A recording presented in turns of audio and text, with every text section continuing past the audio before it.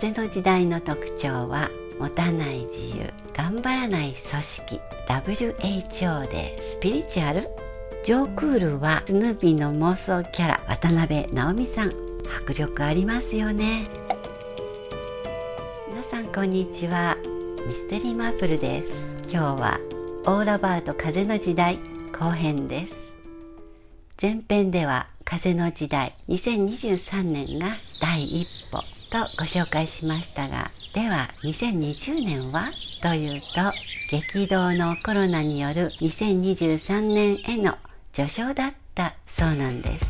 2026年には土の時代の残りがも消えるそうですから、2023年を中心に考えると、前後3年で次第に時代というのは移り変わっていくんですね。では2020年星座で起こったこと、それは12月22日のグレートコンジャンクション。これは時代の節目となる星の動きで、約20年に一度起こる木星と土星の大接近。西洋占星術では約200年ごとにこの世を構成するエレメントが変わるのだそう。4つのエレメント、内訳は火、水、土、風。三河健一さんの歌さそり座の女みたいに誕生日の星座がありますね。あれを4つに分けます。お羊座、獅子座、射手座が火の星座、蟹座、さそり座、魚座が水の星座、お牛座、乙女座、ヤギ座が土の星座、双子座、天秤座、水亀座が風の星座。直近の200年間は土の星座でグレートコンジャンクションが起きていましたが、次の200年は2020年を境に風の星座で木星と土星の大接近が起こるのだそう。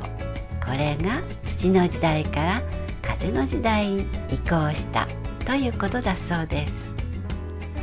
土の時代の特徴は、目に見えるものを重視する物質主義、固定概念、不動産、終身雇用、生命保険など今までの実績を重視し、組織の伝統に重きを置いて我慢や根性を大切にした時代。約200年前の産業革命から始まり、行き着いた先が現代の大量生産、大量消費だそう。風の時代の特徴は、風が目に見えないように情報や知識など形のないものを重視します。知性やコミュニケーション、想像力、思考力が重要視され、土の時代の固定概念とは異なる柔軟性が不可欠に。世の中もフレキシブルになり、持たない自由、頑張らない組織、友愛などがキーワード。占星術などというと賛否はあると思いますが、ちょっと考えてみると、人間が地球という星で生活していることも不思議なこと。太陽がなければ全生物が一日も生きていられないということも事実。星座の動きの影響はあって自然かとも思うのですが、どう影響するのかは目に見えませんよね。ただ IT の世の中になっていたり、 Z 世代が大人になっていく時代には、占星術師の言う風の時代適合しているように思いました。こんな話があります。 WHO 世界保健機関の検証にある健康の定義、元は肉体的、精神的、社会的健康の3つを指していました。ところが1998年、スピリチュアル、霊的健康とダイナミック、動的健康を入れるよう提言されました。審議の結果、採決は見送られましたが、 WHO でスピリチュアル、そんな審議がされていたなんて面白いでしょ。1998年はインターネットが出たての頃、スピリチュアルと IT いずれも目に見えない風の時代っぽい価値観ですよね。スピリチュアルなんてあるわけないじゃんという若者に科学者がこう答えたと言います。科学でわからないことはまだ分かっていないだけで、あるともないとも言えない。お父さんかお母さんか選ばなきゃいけなくなるなんて。付録レビューは先週に引き続きスヌーピー、仕分け上手なダブルファスナーポーチ、ステディ2021年10月増刊号の付録で、表紙は中村智也さん。ちょっと目についたんですが、雑誌の見開き広告、渡辺直美さん。お顔が丸々1ページで、なんかすごい迫力ありますよね。彼女は2022年9月現在、インスタのフォロワー数が約990万人で、日本人では第1位なんですよね。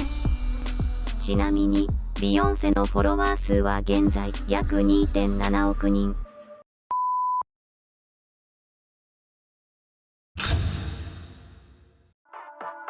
Bring the funk back.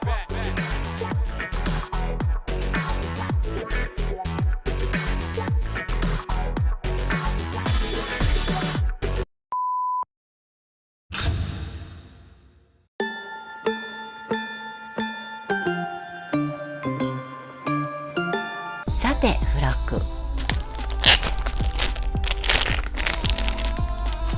柔らかいサングラス、前面に50周年記念のジョークール、背面はクリア素材、中身が見えて便利です。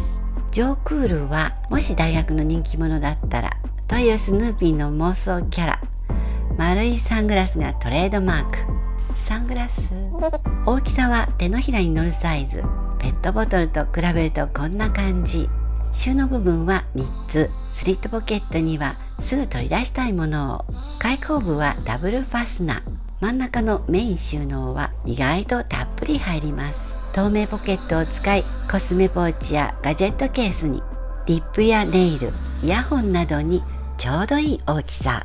ポップなカラーが目を引く、一つあると便利なポーチでした。